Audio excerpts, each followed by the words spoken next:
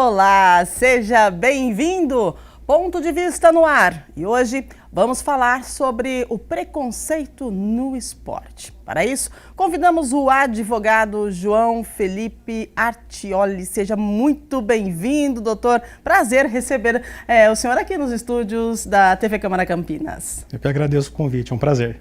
Maravilha! Vamos lá então, falando de esporte e infelizmente do tal do preconceito. Infelizmente, gente, são inúmeros casos de preconceito e racismo no esporte. No futebol, ao menos 41% dos jogadores negros que atuam nos principais campeonatos do país já sofreram racismo. É o que afirma o levantamento sobre a diversidade no futebol brasileiro, publicado pela Fisia Comércio de Produtos Esportivos. Bom, estamos nas Olimpíadas e temos as atuais situações de preconceito relatadas aí por Caio Bonfim, da Marcha Atlética, a situação da Imani, do boxe, e também a Simone, da ginástica. A gente pode acompanhar de perto o preconceito e as situações vividas pelos atletas, Infelizmente, ao menos 41% dos jogadores negros aí que atuam no futebol já sofreram racismo. E aí eu pergunto para o nosso entrevistado, nosso doutor, que é especialista, quando a gente fala da questão do esporte. No seu ponto de vista, por que ainda no ano de 2024 nós ainda temos essas situações de racismo, de preconceito, que infelizmente a gente está assistindo nas Olimpíadas? É uma coisa muito complexa, É muito enraizado já na sociedade e muito provavelmente a forma como se trabalha, como a própria internet, ela deu voz a muitas pessoas que antes ainda não conseguiam demonstrar esse lado tão abominável, ficava muito mais restrito. Então, somado com muitas questões sociais, surge e não tem a menor justificativa de acontecer. E eu acredito, infelizmente, que as redes sociais, principalmente elas vão ajudar a proliferar mais. Por outro lado, também elas podem ajudar a combater e a informar mais também. Porque não tem nada mais retrógrado do que, principalmente com atletas, tratá-los com preconceito. Heróis quando são heróis, mas na derrota a primeira crítica que vem é justamente alguma forma de preconceito. Não só com atletas negros, mas de qualquer outra origem, religião, enfim. Infelizmente, Olha, nas Olimpíadas, a gente é interessante a gente falar logo do começo, Porque houve uma publicação, doutor, me corrija se eu estiver errada, do Ministério do Esporte nas redes, na abertura das Olimpíadas de Paris, que foi no último dia 26. Para quem não viu, a conta oficial da pasta do esporte compartilhou na rede social X uma imagem de um macaco em um barco com a legenda "Todo mundo aguardando o nosso barco". O texto se encerrava com um emoji da bandeira brasileira.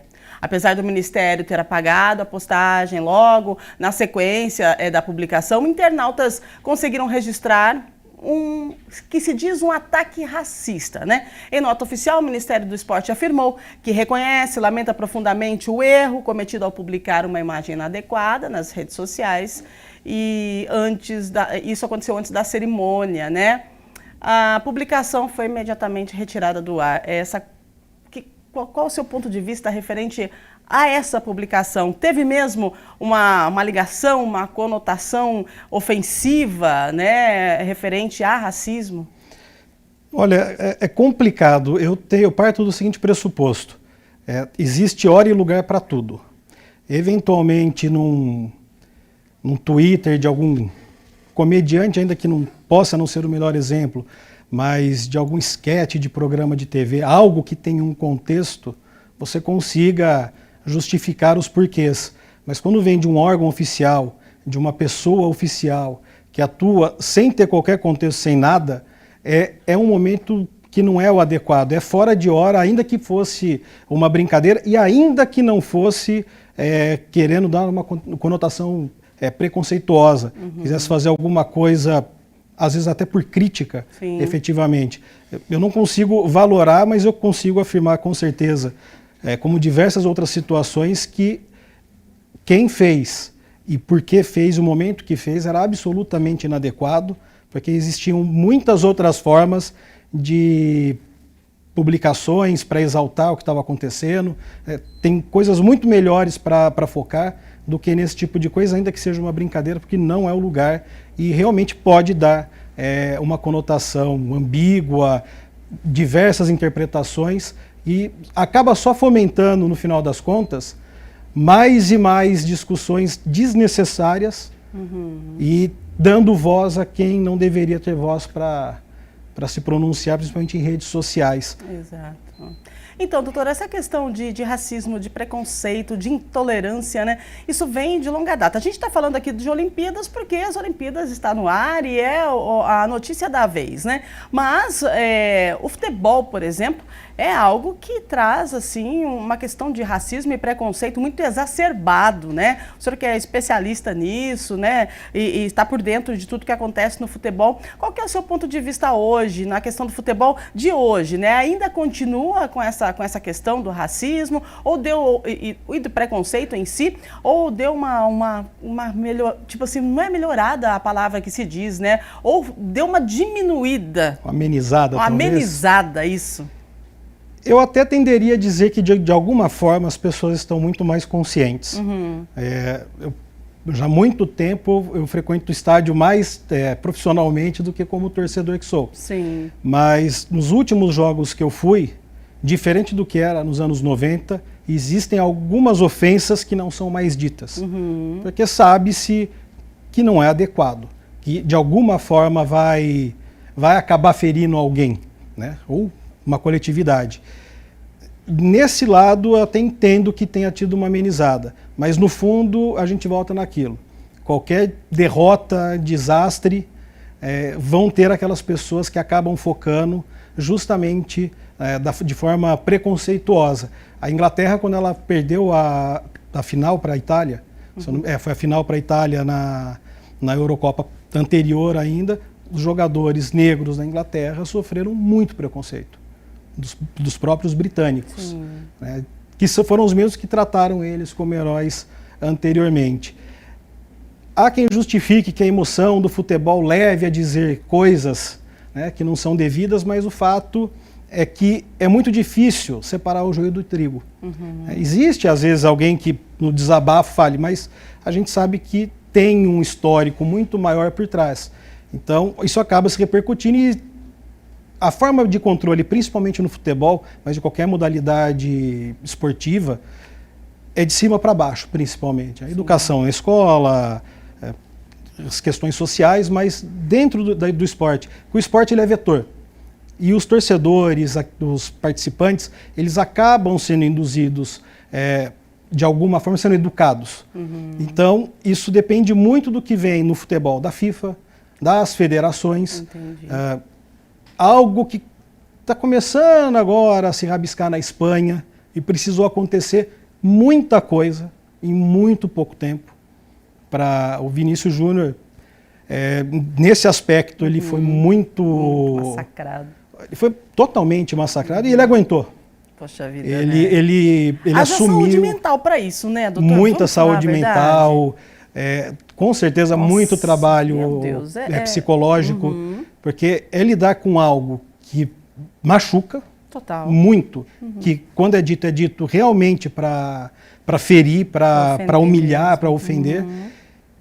E quando você vê aquela cena do estádio do Valência, é um estádio, não é uma pessoa ou outra, né, que já não justificaria, mas é um estádio. Então a gente já tem algo cultural. Que o Brasil, com todas as críticas que a gente possa ter ao Brasil, em muitos aspectos o Brasil é absolutamente avançado. Sim. E nessa questão também é algo que a Espanha não é. Ela não tem uma lei específica que trate de racismo, de preconceito. Muito embora torcedores do Valência tenham sido condenados à prisão. Mas o Brasil já vem trabalhando isso há muito tempo. a forma de controle ela é muito grande, porque interessa as competições, interessam as federações, as ligas, porque é um produto. Né? Pensando hoje no mundo capitalista que a gente vive, o produto que tem que ser vendido, o que interessa para a liga? Eu deixo isso acontecer ou não? Eu controlo isso? E parece-me que na Espanha começaram a querer controlar, mas a gente teve também um caso que não faz muito tempo, o goleiro da 3ª divisão, ele acabou entrando na arquibancada para bater no torcedor que ofendia.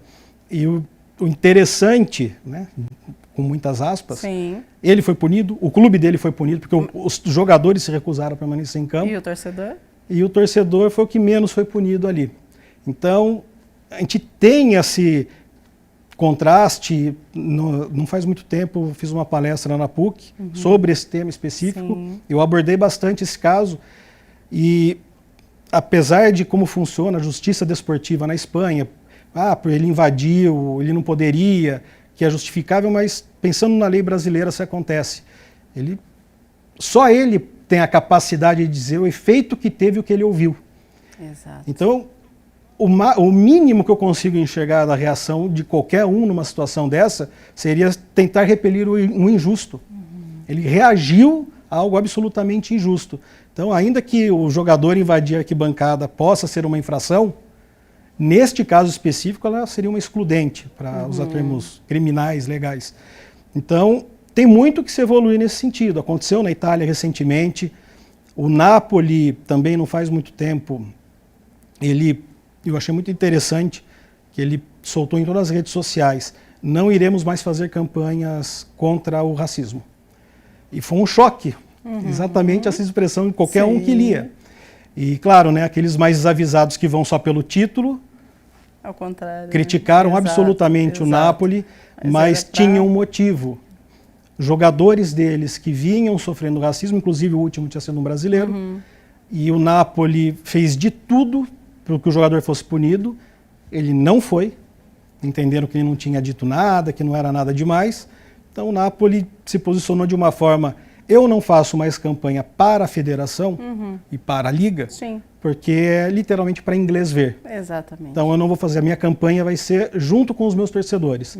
Então eu achei isso muito interessante, muito impactante, e mostra que alguns clubes, e principalmente o Napoli, que é de uma cidade, vamos colocar assim, mais humilde da Itália, né, tem um pouco mais essa raiz, ainda que não tenha de negros, mas pessoas de outras origens, pessoas mais humildes, o time do povo, como a gente costuma dizer no Brasil. Então isso acaba também ficando enraizado, e a vontade do clube é histórico do clube, lutar contra esse tipo de situação. Então é esse o tipo de conduta que, se ela começa a acontecer em massa efetivamente, né, tem muitos clubes que não gostam de punir os próprios atletas. Os próprios torcedores. Sim. E muitos hoje punem porque as punições estão começando a ficar pesadas para eles. Então é muito mais fácil o clube já indicar esse foi o torcedor que praticou esse ato, né? Claro, para ele escapar da punição, mas também como uma forma de... A lei, ela funciona quando você aplica a lei, quando ela tem efetividade. Eu gosto de usar o exemplo da lei do cigarro. Não pode fumar em lugar fechado. Algumas pessoas insistiam, o estabelecimento era multado.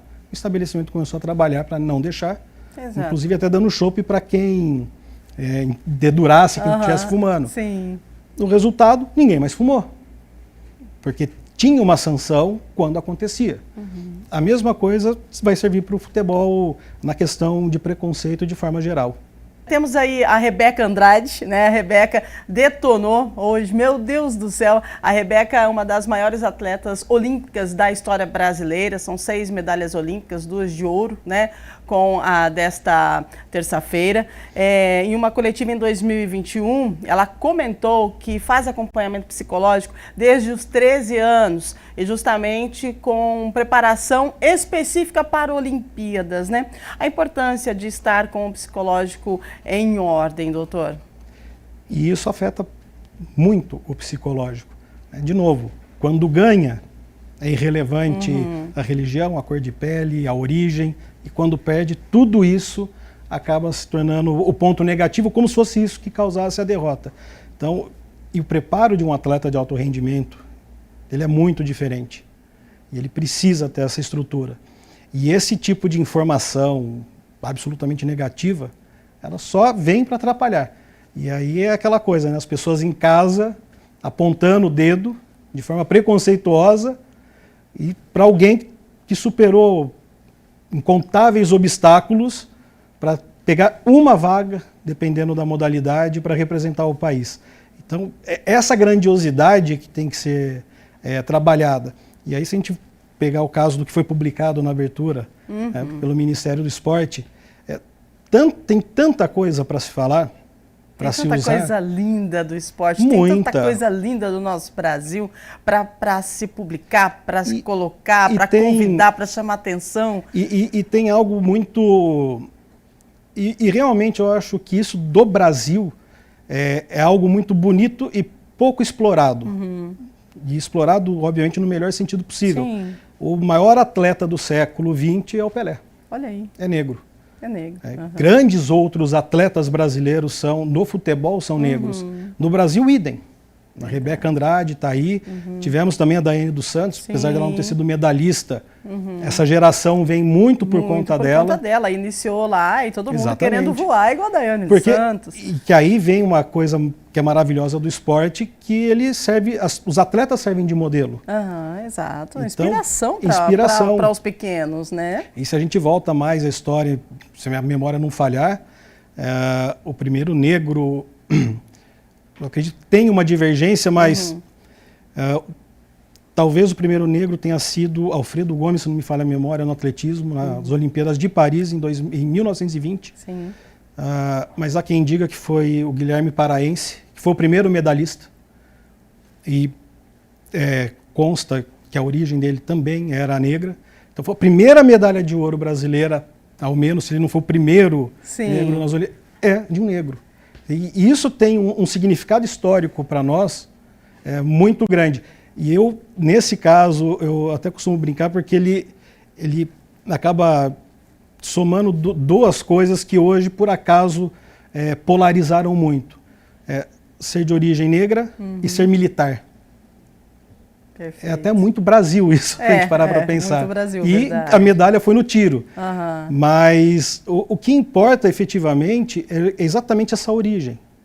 Então, isso não pode ser apagado, isso tem que ser muito mais dito, é pouco falado, né, pouco noticiado, poucas pessoas sabem, mas a gente tem uma origem muito grande. E pessoas de fora do Brasil têm, e eu vi muitos, principalmente no Twitter, americanos, ingleses, falando, o brasileiro ele não gosta de...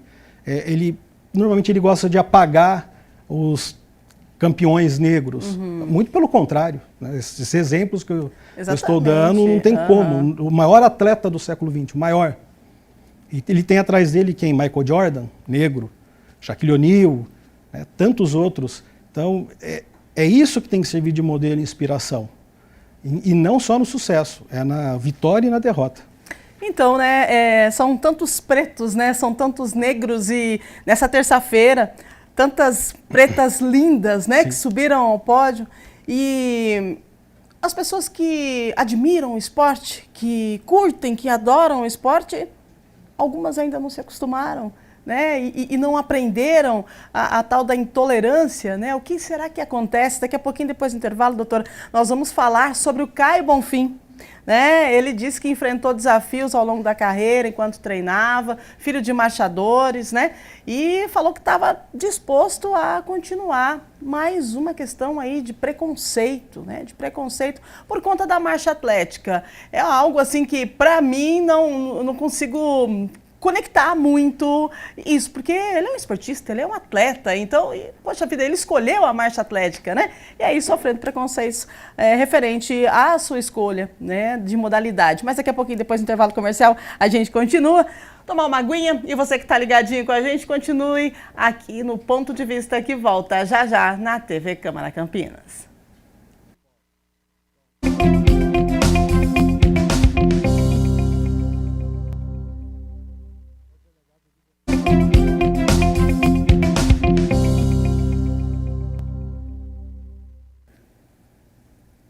Estamos de volta com o nosso ponto de vista aqui no estúdio, recebendo nosso advogado João Felipe Artioli. Nós estamos falando sobre preconceito, né, no esporte, sobre a questão do racismo, da intolerância. Antes do intervalo, nós estávamos falando aí sobre a marcha atlética, né? Nosso medalhista conquistou aí a medalha de prata na marcha atlética de 20 quilômetros para o Brasil, a primeira da história do país, e o Caio falou, né, na televisão sobre o preconceito contra a modalidade, né? Para quem observa a técnica da marcha atlética, parece um rebolado.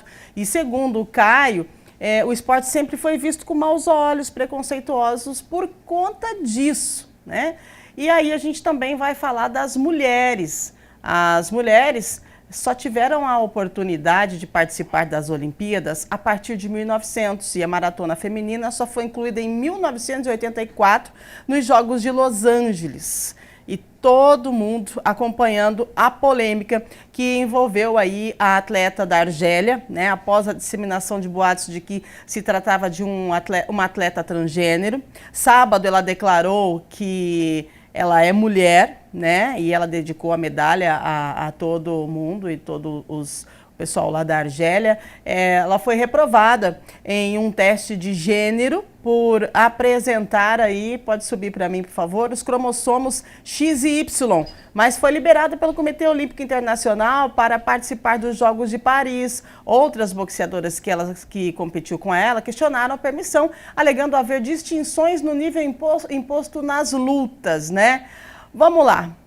O tema de hoje é preconceito. Doutor, nós falamos do Caio, né? Um atleta que está tentando driblar aí o preconceito da marcha atlética. Aí falando da boxeadora, que também ela foi vítima de um preconceito, e literalmente um preconceito, porque não se sabia a situação real, né? Um atleta transgênero, ou o que era? Aí depois veio aí as mídias que ela tinha alteração no cromossomo. Qual o seu ponto de vista referente a essas duas situações que nós estamos citando aqui nesse momento? Muito provavelmente tudo isso acaba partindo por ignorância. O desconhecimento e a liberdade para se dizer absolutamente o que se quer, ela acaba gerando esse tipo de situação. Com relação à boxeadora argelina, é uma questão muito mais complexa, biológica, que envolve outras matérias que não o direito, mas do que eu consegui compreender, posso estar enganado, ela tem os dois genes, isso causa uma deficiência na produção, tanto do hormônio masculino quanto do feminino, então existe uma necessidade de reposição, e isso, agora, se ela está com muito hormônio masculino, se isso tem um outro impacto, eu já não saberia dizer a questão biológica. Exato. E temos a Confederação Internacional de Boxe com uma versão, o vice-presidente, se eu não me engano, afirmando que ela é homem, tem o COI dizendo que não é bem assim. É uma questão a ser muito debatida, e da mesma forma para a marcha atlética, que começou muito antes, muito por conta de humoristas, mas o desconhecimento efetivo acaba amplificando. Porque a forma da marcha atlética é aquele tipo de caminhada, aquele tipo de marcha. A pessoa não anda daquela forma porque ela está querendo fazer algum tipo de... Existe um contexto para ser daquela forma. Não é fácil. Não é mesmo. Existe toda uma técnica. Exato. Então tem esse desconhecimento. Então é muita coisa que se prende no passado de comediantes que não tinham, a princípio, informação e nem maldade. Sim, também. Mas o desconhecimento, e aí vem o preconceito efetivo. Porque a gente consegue perceber que muitas das coisas que são ditas, a maioria delas, inclusive, não são com cunho cômico, algo que tenta... Não, é de uma forma jocosa mesmo. E com a boxeadora, a mesma situação.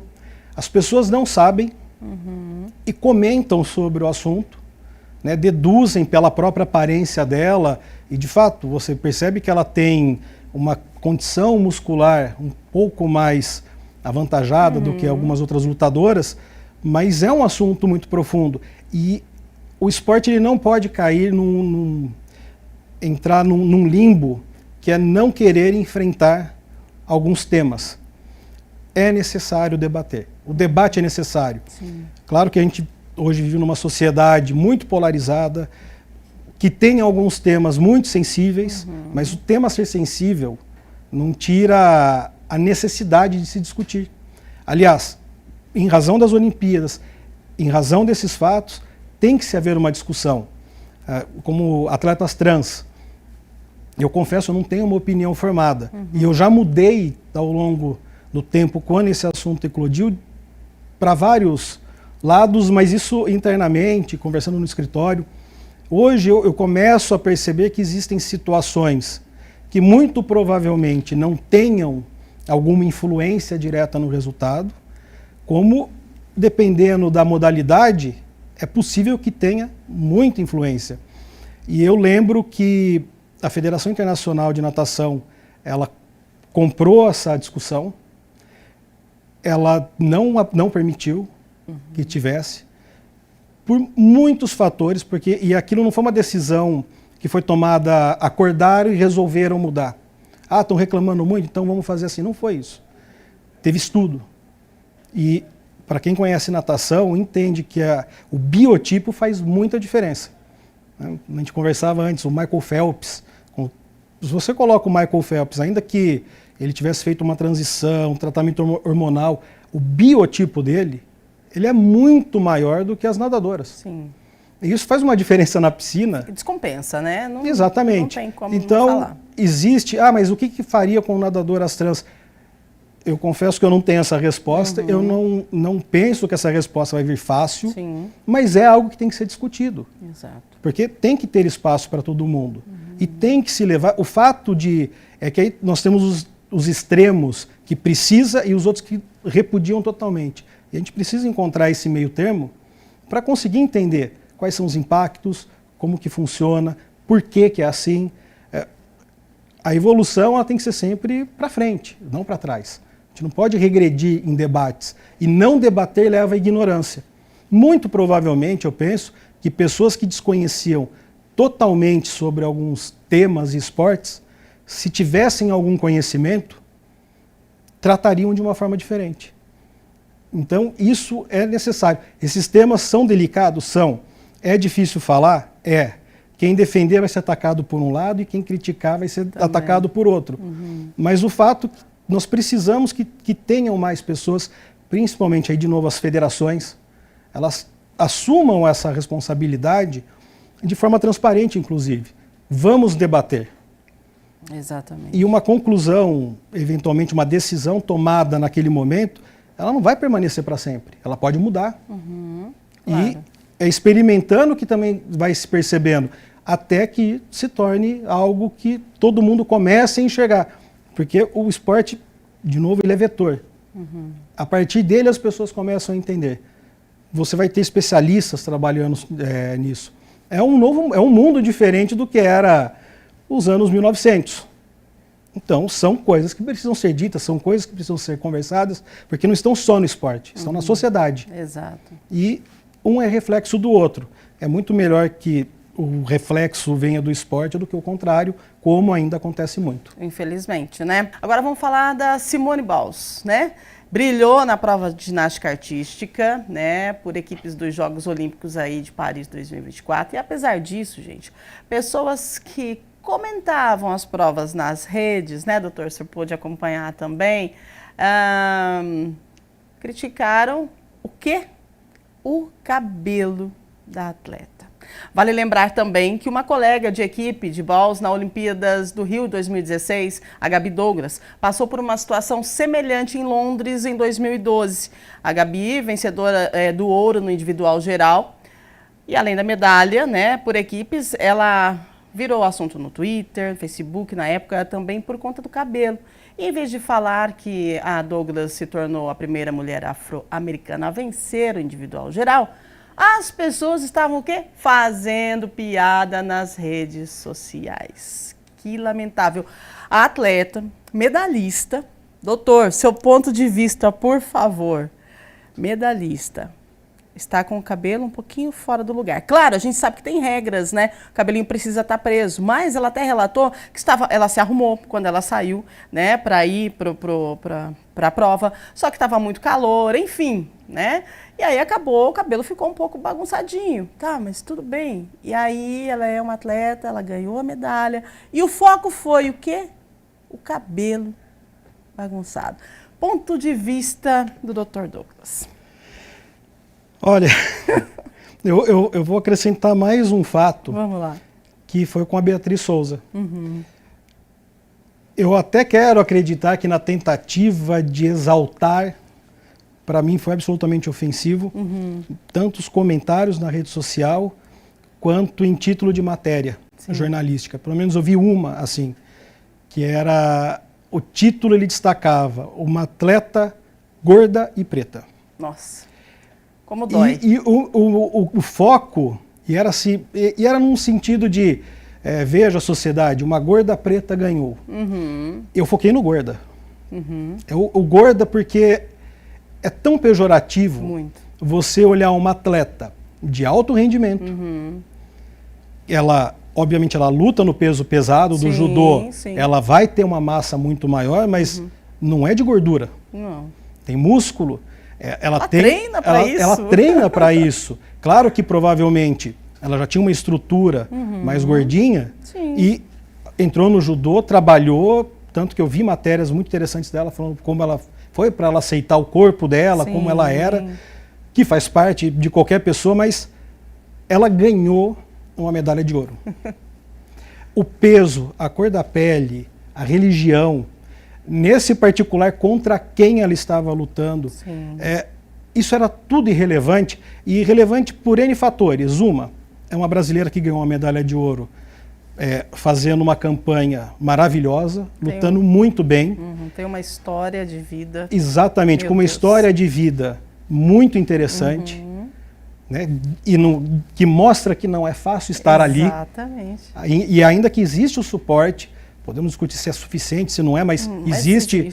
O governo brasileiro, independentemente do governo, nesse aspecto, sempre trabalhou muito bem.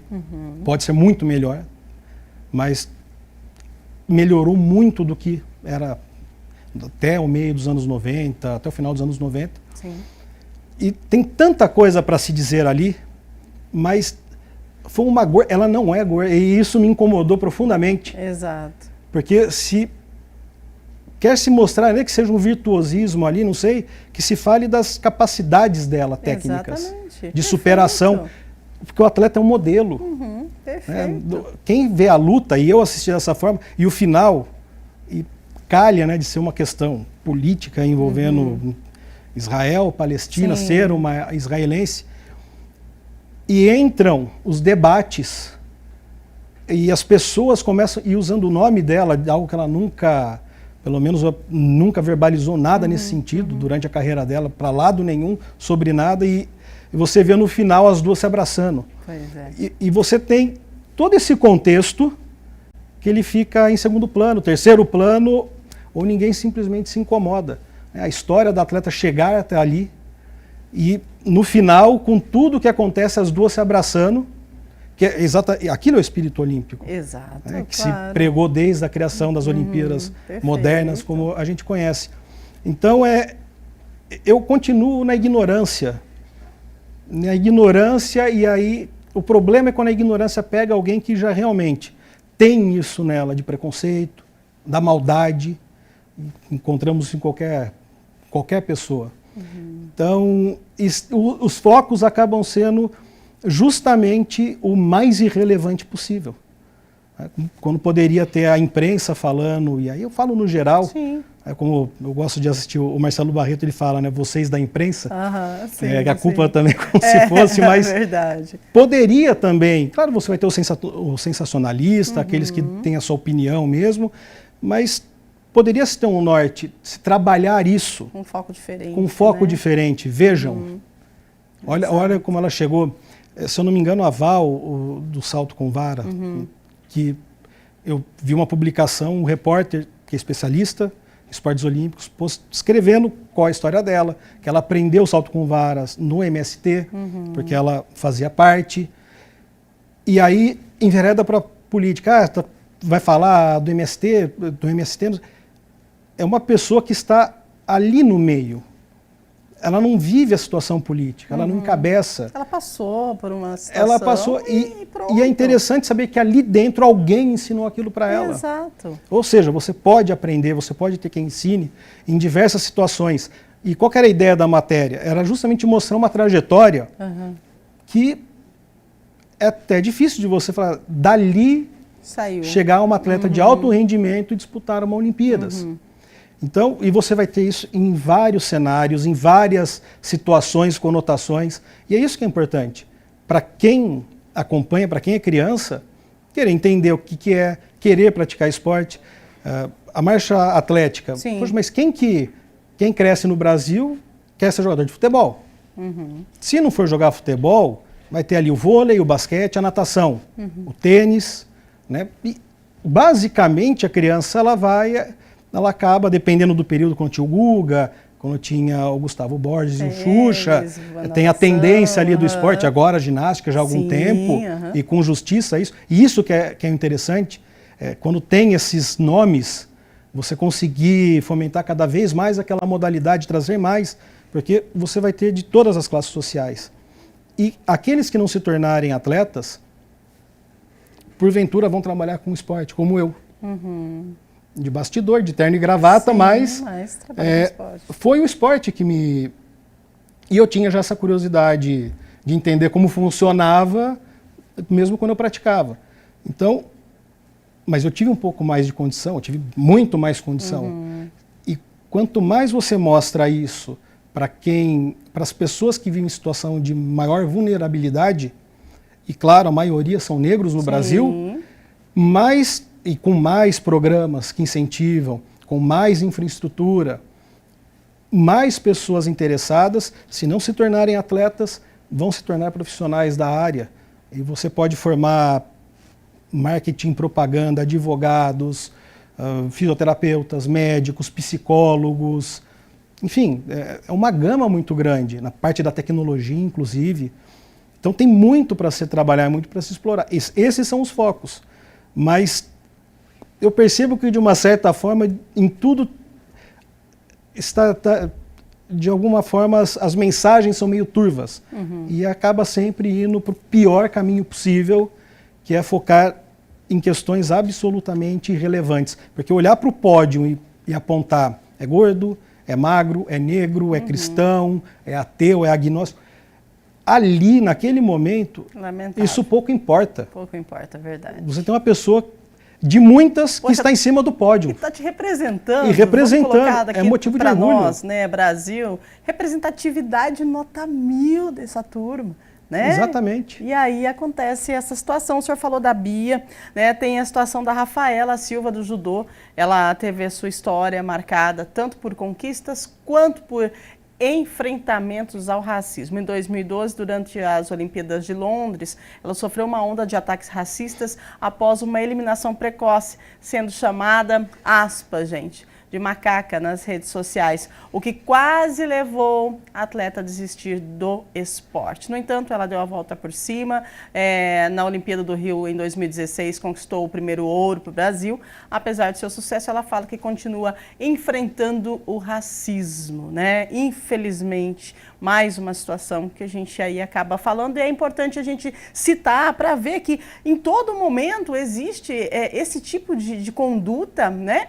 Que é algo que vem lá de trás e que a gente precisa trabalhar para que num futuro não tão distante, né, isso venha a ser eliminado, né, doutor? Nós temos aí a Copa do Mundo Feminina, é isso? Em 2027, né? Vai ser aqui no Brasil. E aí a FIFA está apresentando um pacote de medidas contra o racismo no esporte, né? Me parece que a entidade vai obrigar todas as 211 associações filiadas a incluir nos códigos disciplinares punições específicas ao preconceito racial, seja cometido por um jogador ou torcedor. Do seu ponto de vista, doutor, esse pacote aí da FIFA que vem, né, não sei se já foi lançado, o senhor conhece mais um pouco o assunto sobre ele, pode falar para a gente? A FIFA ela já vem há muito tempo implementando de cima para baixo muitas coisas a forceps. A grande maioria, obviamente, das federações, elas cumprem alguma resistência, mas politicamente é a FIFA a maior entidade que organiza o futebol, você tem que seguir as regras. E o Brasil, mais uma vez, já vem trabalhando isso há muito tempo. E é necessário, tem que vir de cima para baixo. E a punição ela tem que ser exemplar. A grande questão em tudo isso, e talvez seja uma dicotomia do esporte, do futebol, com essa universalidade, né, é uma comunhão entre povos, raças, culturas, e temos de tudo. E não é simples, e eu vejo dessa forma, você conseguir equilibrar. Dentro do Brasil é mais do que óbvio, né? A CBF é assim, a Federação Paulista que tem um trabalho espetacular como uma entidade estadual, mas nem sempre fora vai conseguir, né? As Olimpíadas do Catar teve muitas críticas porque só homens nos estádios, eles têm uma cultura muito diferente, que para nós chega a ser opressiva, Sim. É opressiva, né? Para Claro. nós. Para eles não, e é uma discussão absolutamente complexa, que acaba caindo num mundo tão pequenininho, virtual, mas é válido o debate. A FIFA ela trabalhar de um lado, mas o Qatar ser interessante para ela comercialmente, Entendi. naquilo que vai ser feito, e isso também é válido de se discutir. Mas, vamos colocar assim, no final do dia, ela tenta muito mais buscar uma melhora do que deixar acontecer. Pode ser movido pelo simples fato de ser um produto muito rentável e que ela precisa deixá-lo rentável? Pode. Mas vendo como se trabalha, principalmente aqui no Brasil, eu acredito sinceramente que tem obviamente esse lado, mas o lado social de se evitar, de parar com esse tipo de situação, e eu não vou dizer acabar porque é impossível, mas de se minimizar e, no mínimo, calar essas pessoas, esse trabalho é possível. E tem que ser dessa forma. Ou é assim, ou está fora. E, obviamente, que aí o bolso pesa, as federações não vão querer ficar fora de campeonatos desse tamanho, pela visibilidade, patrocínios, etc. Então vão ter que começar a seguir, dançar conforme a música. E tem que ser assim, né? Tem que se colocar um limite, porque, independentemente das diferenças culturais, de origens de todos, no final das contas, os adversários são ali em campo. Cada um tem em campo, em quadra, enfim, cada um pode ter a sua opinião, a sua, mas se respeitar, que é essa que é a ideia. E o futebol, pelo tamanho que ele tem, pelo alcance que ele tem que fazer isso. É uma obrigação inerente pela representatividade que ele tem, né? O futebol feminino ele já foi muito mais motivo de chacota do que é hoje. Eu costumo dizer que ele é uma realidade, gostem ou não. Vai acontecer, já está acontecendo, não vai acontecer, né? A CBF forçando, entre aspas, mas os clubes terem modalidades femininas ou fazerem parcerias com modalidades femininas para o torcedor também torcer para o futebol feminino e você conseguir desenvolver a modalidade, acabar com o preconceito. Apoia. Às vezes a pessoa não gosta, assiste, apoia. São atletas que estão ali, né? São seres humanos. Então, isso é muito importante e que se siga dessa forma mesmo. Muito bem. Doutor, estou recebendo informação aqui da nossa produção que o nosso tempo acabou. Você viu que rápido, porque o papo está muito bom. Eu quero agradecer a sua participação aqui, né? Falamos com o doutor advogado João Felipe Artioli, que deu a sua contribuição referente a esse assunto tão triste. Eu digo, polêmico sim, mas no meu ponto de vista é um assunto triste porque já estamos aí em 2024, temos tantas representações maravilhosas e ainda estamos vivendo essa coisa do racismo e do preconceito, mas espero que as coisas melhorem, né? Muito obrigada pela sua participação. Eu que agradeço, é um tema denso, não deveria mais ser discutido dessa forma, mas espero que se evolua. Que ande para frente, que não seja um retrocesso, para focar exatamente naquilo que interessa, nas conquistas, naquilo que pode representar esses atletas para essas novas gerações. Muito obrigada, doutor, mais uma vez pela sua participação. Agradecendo você que está com a gente aqui na programação da TV Câmara Campinas. Ponto de Vista volta na próxima semana. Beijo para você e um excelente sabadão. Valeu, gente. Tchau, tchau.